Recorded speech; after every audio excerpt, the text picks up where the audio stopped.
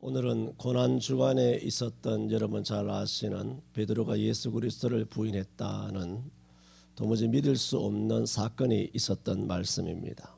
그래서 저는 오늘 예수님께서 십자가에 달려 죽어주신 이 고난 주간 고난 주일을 맞아서 베드로가 사람 앞에서 내가 예수 그리스도를 모른다 부인하였기 때문에 또 70절에도 베드로가 모든 사람 앞에서 부인하여 라고 말씀하셨기 때문에 저는 오늘 사람 앞에서 라는 제목으로 말씀드림으로써 베드로가 어젯밤만 해도 다 주를 버리고 도망할지라도 나는 절대로 죽는 한이 있어도 주를 버리지 않겠나이다 라고 다짐하고 공언하였던 이 베드로가 어떻게 작심삼일도 아니고 하루도 채 가기 전에 이처럼 예수 그리스도를 순간적으로 부인할 수 있을까? 이것은 마치 오늘 우리가 예배당만 나가면 바로 세상 사람들처럼 뒤섞여서 그리스도인인지 세상 사람들인지 구분할 수 없도록 없이 살아가는 우리의 모습과 너무나 판박이의 모습이기 때문에 베드로가 왜 이런 범죄를 저지르게 되었는지 오늘 말씀을 통하여 돌아보면서 나는 이러한 교훈을 함께 받음으로써 비록 고난주간만 주님을 부인하지 않는 삶이 아니라 우리 일생이 그렇게 되어야 되겠죠. 그런 삶이 함께 될 수 있기를 바라서 오늘 사람 앞에서란 제목으로 크게 두 가지로 말씀을 드립니다. 첫 번째 말씀을 드리고자 하는 것은 베드로가 부인한 것은 사람 앞에서라고 말합니다. 내가 하는 말씀이 아니죠. 성경에 그렇게 기록이 되어 있습니다. 70절에 베드로가 모든 사람 앞에서 부인하여 가로되 나는 내 말하는 것이 무엇인지 알지 못하겠노라 했습니다. 베드로가 누굽니까? 설명이 필요 없습니다. 그런데 69절에 베드로가 왜 이렇게 사람 앞에서 부인했나 말씀을 하시기를 베드로가 바깥들에 앉았더니 한 비자가 나와서 가로되 너도 갈릴리 사람 예수와 함께 있었도다 라는 알지 못하는 이름 없는 한 비자가 베드로를 콕 찍어서 너도 갈릴리 사람 예수와 함께 있었도다 라는 지적을 받게 되었을 때 베드로는 모든 사람 앞에서 부인하게 됩니다. 그런데 여기서 한 비자라고 말씀을 하고 있는데 자주 말씀드리고 또 지난 수요일에도 연하여 말씀드렸던 것처럼 2000년 전 고대 사회에서 종이나 노예나 이 비자는 가구입니다. 생명이 없는 가구처럼 물건 취급을 당한 걸레 취급을 당했단 말입니다. 그런데 여자나 어린아이는 더더욱 인간 취급을 받지 못했어요. 종도 남종이 아니고 여종을 비자라 그렇게 말합니다. 이런 여종이 감히 베드로에게 와서 말을 걸었다는 것도 참 이 상황이 묘합니다. 여러분 이 본문 한번 읽어 내려가 보세요. 묘합니다. 어떻게 종년이 얘는 종년이에요. 종놈이 아니고 종년이 어떻게 대제사장 집들에 들어왔을 경우에는 대제사장의 어떤 문화객이라든가 아니면 식솔이라든가 아니면 안면이 있다든가 뭐 이렇게 저렇게 걸쳐서 이렇게 아는 인지상정으로 아는 사람인데 어디 감히 종년이 와가지고 대놓고 하는 말이 너도 갈릴리 사람 예수라. 설령 이 종이 어떻게 해서 이 베드로가 갈릴리 사람 예수와 함께 있었다 하는 것을 알게 되었는지는 이게 묘합니다. 왜냐하면 마지막에 보면은 73절에 조금 후에 곁에 섰던 사람들이 나와 근데 곁에 섰던 사람들이니까 이 종은 아닙니다. 대제사장의 식솔이었을 수 있는데 지난밤 새벽 1시부터 예수님께서 겟세마네 동산에 계실 때 가룟 유다가 대제사장들이 보낸 많은 무리와 함께 예수님을 잡으러 왔었던 적이 있습니다. 그때 베드로가 칼을 빼서 말고의 귀를 확 베어버렸던 그 상황에서 이 사람의 베드로가 어떤 사람이 우리 대제사장의 종의 이 귀를 칼을 들고 설쳤으니까 그 사람이 모든 사람이 눈에 확 드러나지 않습니까? 그래서 73절에 곁에 있었던 사람들이 베드로에게 이르되 너도 진실로 그 당이라 내 말소리가 너를 표명한다 라고 말했을 때 이 곁에 있었던 사람들은 아마 오늘 아침 새벽에 겟세마네 동산에 예수를 잡으러 왔다가 베드로가 칼을 들고 말고의 귀를 베는 장면에서 그 사람의 어떤 인상착의가 눈에 확 익었기 때문에 너가 그 사람 맞네 이런 식으로 충분히 말할 수 있단 말입니다. 그런데 오늘 69절에서 이 비자가 종은 그냥 집 안에 뜰에 있는 머무는 것이지 어떻게 자기가 오늘 새벽에 겟세마네 동산에 대제사장들의 무리와 함께 칼과 몽치와 휘불을 들고 예수를 잡으러 이 계집종이 같이 가서 베드로가 칼로 말고의 귀를 벨 때 그 장면을 목격했더란 말입니까? 이거는 앞뒤가 안 맞거든요. 특히 종려는 그 집안에서 빨래나 하고 행주나 하고 그냥 걸레나 훔치고 뭐 물만 떠오고 그렇게 잔심부름만 하는 것인데 베드로의 얼굴을 봤었을 리는 없단 말입니다. 그래서 이 장면 보세요. 오늘 첫 번째 이 비자가 나왔거든요. 그리고 대놓고 자신감 있게 너도 갈릴리 사람 예수와 함께 있었도다. 너도 갈릴리 사람이지 물음표가 아닙니다. 단정을 하면서 너도라고 확인사살을 하고 있는 겁니다. 그러니까는 가만히 멍 때리고 앉았으면서 어떻게 앉았느냐? 58절에 보면 베드로가 멀찍이 예수를 쫓아. 그러니까 예수님이 잡혔지 않습니까? 대제사장 가야바 뜰에. 그래서 대제사장의 집 뜰에까지 가서 그 결국을 보려고 안에 들어가 하석들과 함께 앉았더라. 그러니까 베드로가 이때만 해도 겁이 없었죠. 왜냐하면 멀찍이지만은 대제사장의 집에 예수님이 잡혀 들어갔는데 그러면 겁이 났다면 대제사장 집 주위를 얼씬되면 안 되죠. 그 우리가 뭐 전쟁을 하든지 뭐 경찰 놀이를 하든지 옛날 뭐 포도대장 놀이를 하든지 그 주변에 얼씬되면 위험한 것입니다. 그런데 대제사장의 집 안에까지 들어갔어요. 그러다가 또 앞뜰까지 들어가게 되죠. 어쨌든 58절에 보면 집들에까지 들어가서 뭘 보느냐? 그 결국을 보려고 안에 들어가.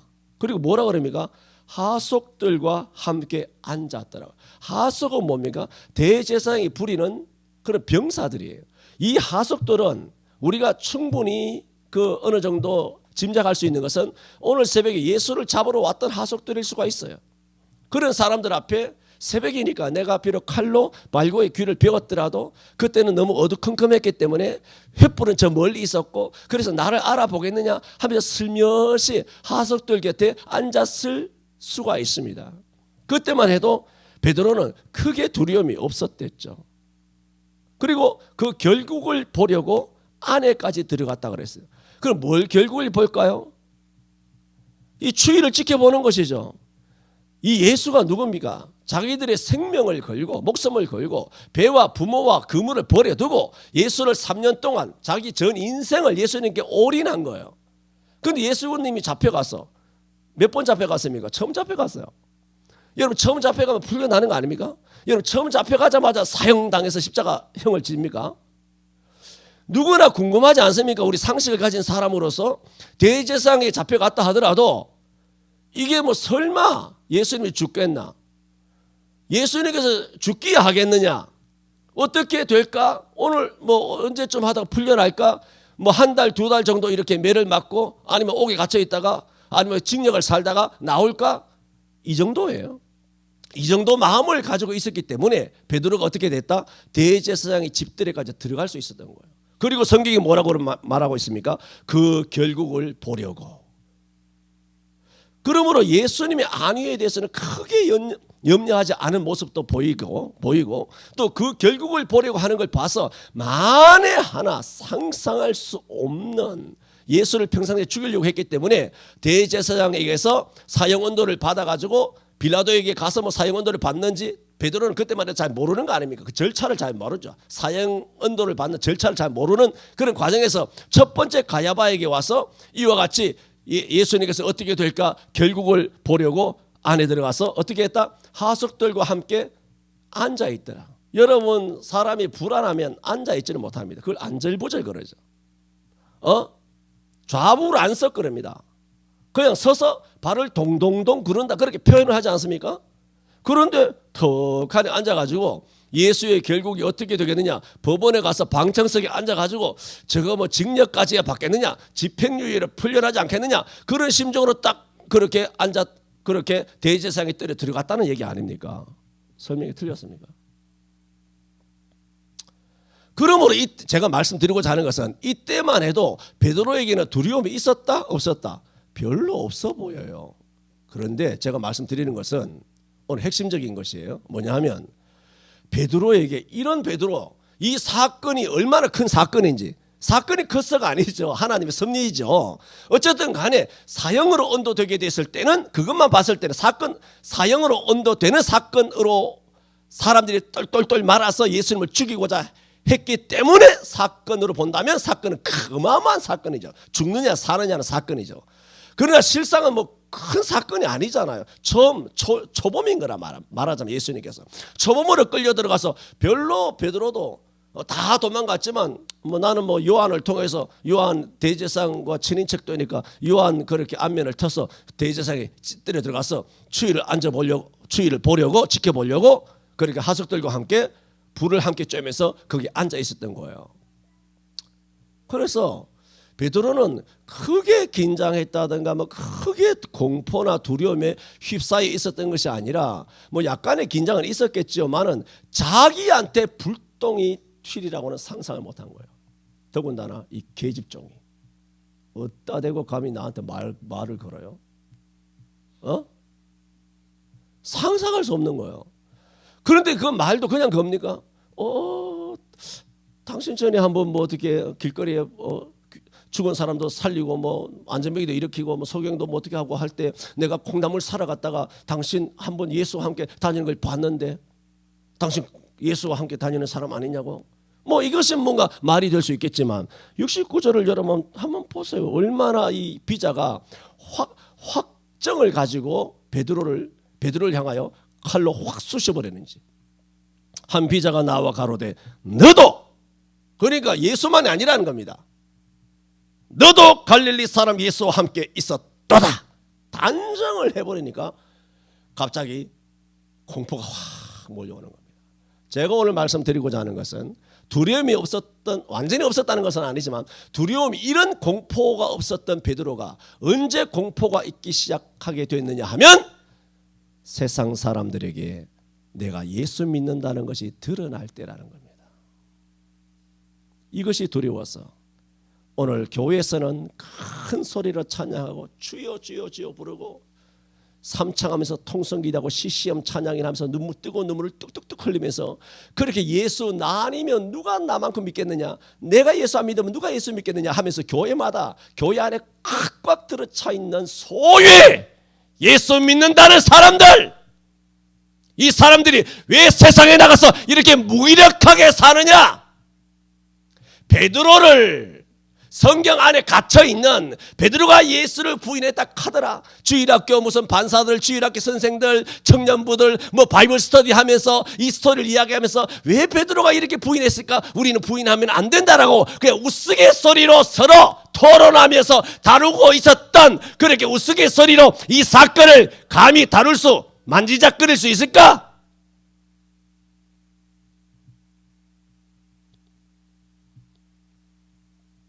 짧게는 지난 2년 동안 한국교회가 목사들이 수많은 성도 앞에서만 용감했어요. 혼자 십자가 다 지는 것처럼. 교회 안에서 나를 존경하는, 나를 따르는, 내 말을 듣는, 내 말에 절대 복종하고 순종해야 되는 장로, 권사, 안수집사, 집사, 청년, 어린아이들, 중고등학생들, 청년 대학생들에게 가장 용감한, 우리 교회에서 가장 용감한 사람이 담임 목사, 당회장 목사인 것처럼 목사들은 전국교회 수십만의 교회 안에서 강단에 서서 그렇게 외쳤더란 말입니다. 베드로처럼 마치 다 줄을 버릴지라도 우리 교회 담임 목사인 나 빼면 뭐 있습니까? 하나님. 그랬던 담임 목사들이 2년 전에 사탄의 새끼인, 뱀의 새끼인, 독사의 새끼인 문재인에게 굴복을 한 거 아닙니까?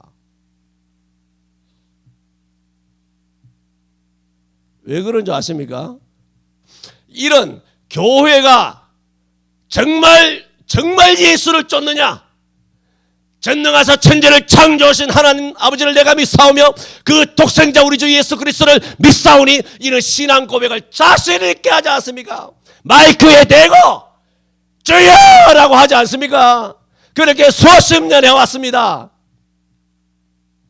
그러다가 2년 전에 이 한 비자가 나와서 이 종년 같은 문재인 이 종년이 나와가지고 복지부 종년들, 질본그 종년들, 대한민국 구청에 25개 구청에 그런 아주 7급 9급 따까리 걸레 같은 것들 나와가지고 볼펜 하나 들고 수첩 하나 들고 돌아다니는 그 앞에 이제는 교회가 드러나게 된 거예요. 목사가 교회의 장로, 당회, 제주교 공동회에 수많은 남녀 전도회에 그래 애워싼 12겹 속에 보호되던 목사가 교회의 조직에 의해서 보호되던 목사가 한순간에 빨가벗고 나와서 구청 구급공무원 앞에 서야 되는 거예요. 이렇게 존경받는 경외받고 말 한마디가 그야말로 추상 같은 그 말로 먹히던 이 목사가 발가벗고 구청 구급공무원 앞에 발가벗게 서게 되는 것입니다.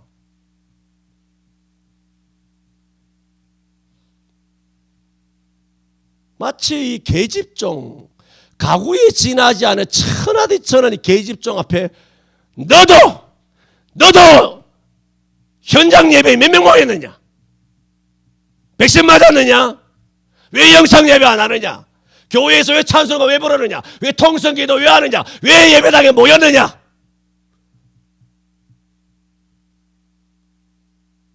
그런 거지 같은 비자의 말에 목사들은 간담이 녹아서 예수를 부인한 것입니다. 베드로가 만만해 보입니까?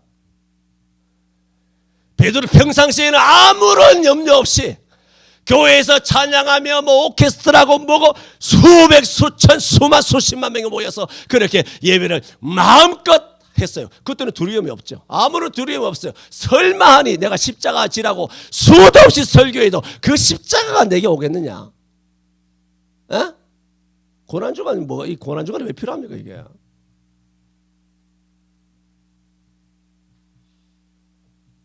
설마 하니 그 십자가가 내게 오겠느냐? 벼락 맞을 확률 아니냐? 로또 맞을 확률 아니냐? 안 올 것이야. 그 자신감이 있는 거야 베드로처럼. 설마 하니 내가 여기 비자한테 내 정체가 뽀록 나겠어? 에? 상상할 수 없거든요. 그런데 갑자기 훅 들어와 버리니까. 그러니까 청와대에서 예고했습니까? 아닙니다. 2월 말에 2020년 2월 말에 2020년 맞지? 2020년인가? 2020년 말에 훅 갑자기 뭐 무슨 계엄령도 아니고 사실은 뭐 의료 계엄령이죠. 독재 계엄령이 사실은 방역 계엄령, 독재 방역을 해가지고 의료 독재를 해가지고 그렇게 해서 교회 문 닫으라. 2020년 3월 첫째 주부터 너도 예수와 함께 있었도다. 그렇게 된 것입니다. 왜 이렇게 두려워지게 되었느냐? 왜 베드로가 70절에 모든 사람 앞에서 왜 이렇게 부인했을까? 하루도 가지 않았습니다. 소리 위에 잉크도 마르지 않았습니다. 그야말로 이 음성의 소리의 메아리가 다 사라지지도 않았어요. 다 줄을 버리고 도망할지언정 나는 거대 교회 담임 목사입니다. 우리 교회 1000명이에요, 2000명, 3000명이에요, 10,000명이에요. 우리 교회에 아주 CEO들도 있고 국회의원들도 있고 아버지 경찰국장, 청장, 서장들은 수두룩하고 고위공무원들 까뜩까뜩 있고 변호사들, 뭐 검사들, 판사들, 의사들 수백 명씩 내 깔아놓고 있습니다. 교회마다 다 그렇잖아.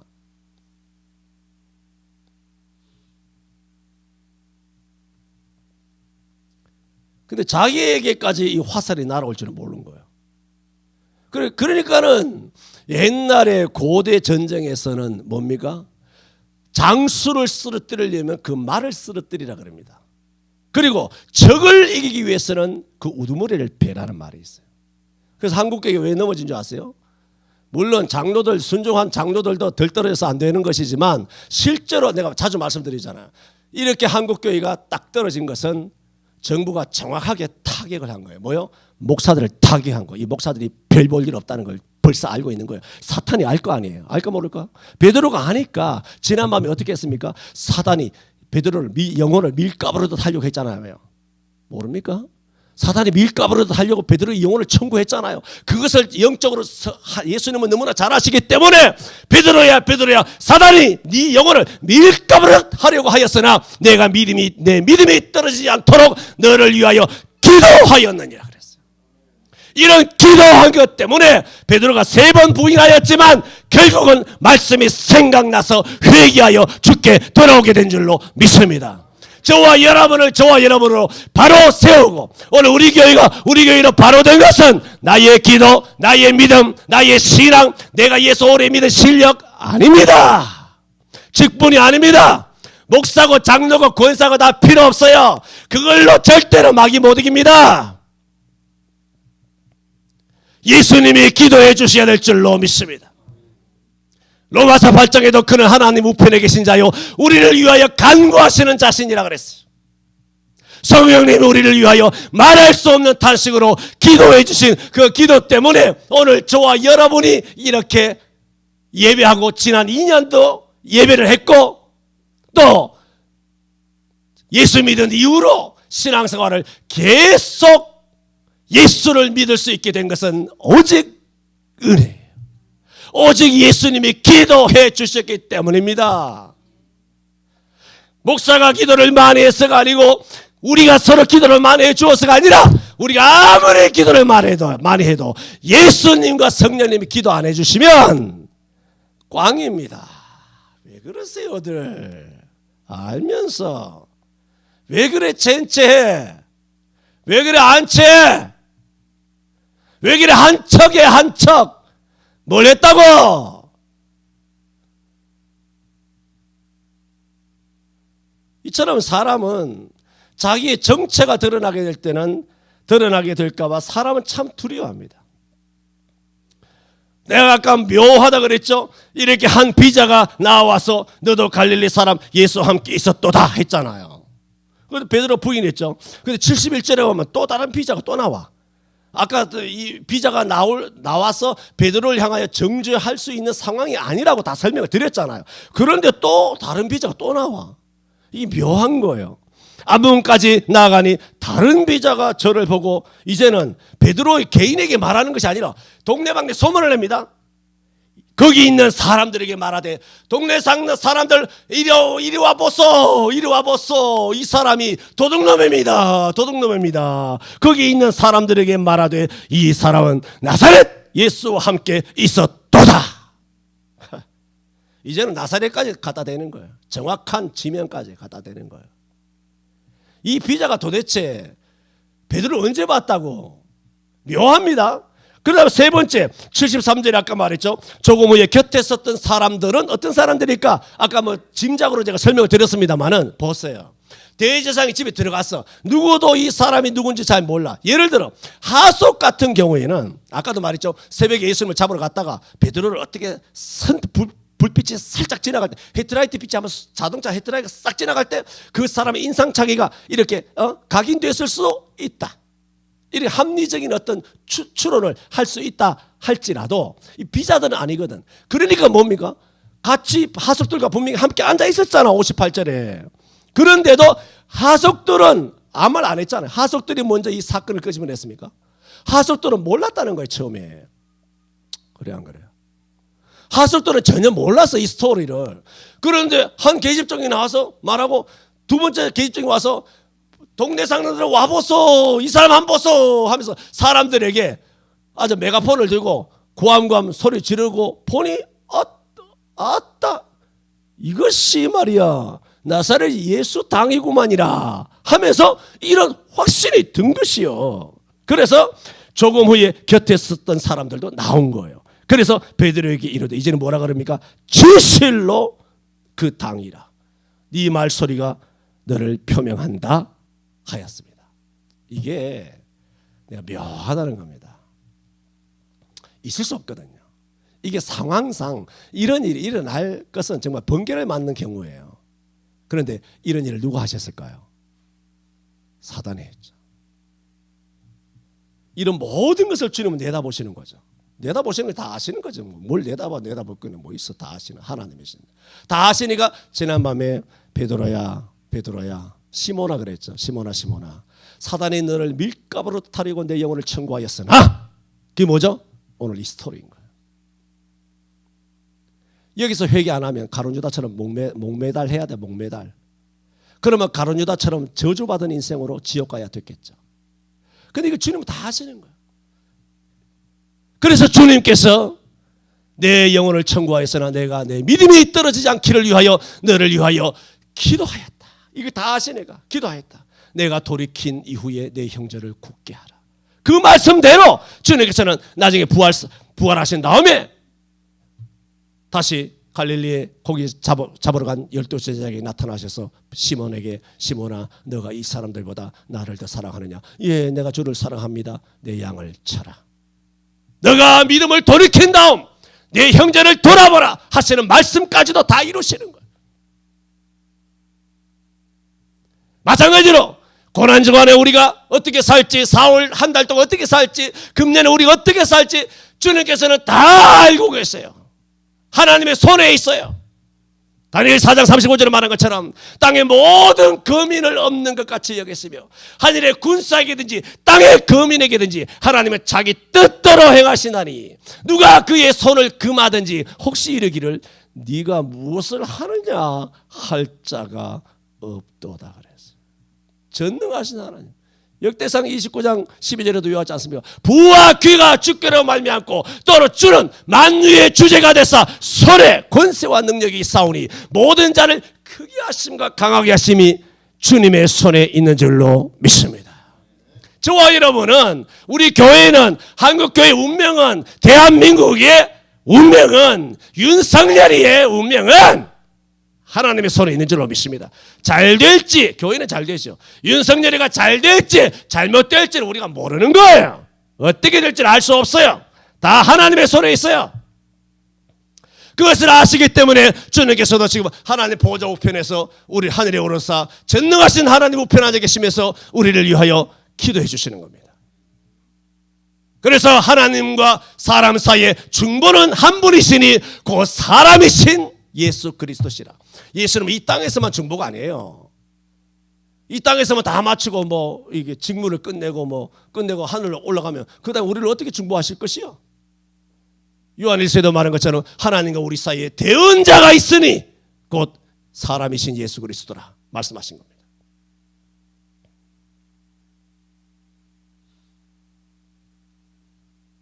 사단은 이렇게 묘합니다. 그러나 그보다 더 신비롭고 위대한 것은 우리를 향하신 예수님의 기도인 줄로 믿습니다. 오늘 여기까지 말씀드리겠습니다. 사람이 그리스도인이 언제 이렇게 비겁하게 되느냐는 겁니다. 예수 믿는다는 것이 드러날 때입니다. 저도 쭉 신앙생활 60년 넘게 지나왔지만 항상 예수 믿는 것이 드러나야 되는 일이 나타나는 건 아닙니다. 일상은 그냥 아무 일 없어 수십 년 흘러갑니다. 그러나 결정적인 순간 내가 예수 믿는다는 것, 나도 예수 믿는다, 나도 밤나무다 라고 말해야 될 때인가 안 때인가 하는 것을 자기가 알아요. 예수 믿는다 안다니까. 내가 예수 믿는다라고 말을 해야 될 때인가 여부를 자기가 안다니까. 왜? 그 속에 성령이 계시거든.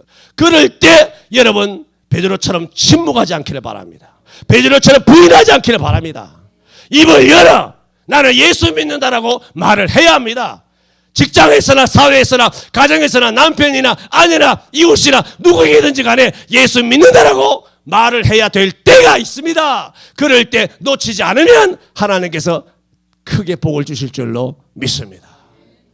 통성하여 기도합니다. 거룩하신 하나님 아버지, 오늘 우리 한국교회가 고난주간을 맞이하여서 예수님은 십자가를 돌아보며 아무든지 나를 따라오려거든 자기를 부인하고 자기 십자가를 지고 나를 쫓을 것이라 하신 예수 십자가를 다시 한번 우리가 상기하며 또 십자가 있는 신앙 되기 원하며 또 십자가 있는 기도, 십자가 있는 교회 되기 원하여 주여 살기를 원합니다. 주여, 지금 약 2년 동안 한국교회는 십자가를 외면하고 십자가를 버려버리고 그렇게 살았으니 주님 용서하여 주시옵시고, 주여 주님께서 우리를 위하여 기도해 주시고 성령께서 말할 수 없는 탄식으로 우리가 빛발을 알지 못하나 기도해 주시는 성령 하나님의 그 기도를 통하여 주여 우리가 어떠한 묘한 사단의 시험과 유혹과 우리를 넘어뜨림이 있을지라도 다시 베드로가 부인하였다가 예수님의 말씀이 생각나서 다시 회개하여 성경의 위대한 사도로 성령 주문받은 위대한 일꾼으로 발탁되어 쓰임받은 것처럼 우리들도 그리 되게 하여 주옵소서. 우리 교회도 그리 되게 하여 주옵소서. 십자가 지는 우리 서울 성천교회 되게 하여 주시옵소서. 예수님 이름으로 기도하옵나이다. 아멘.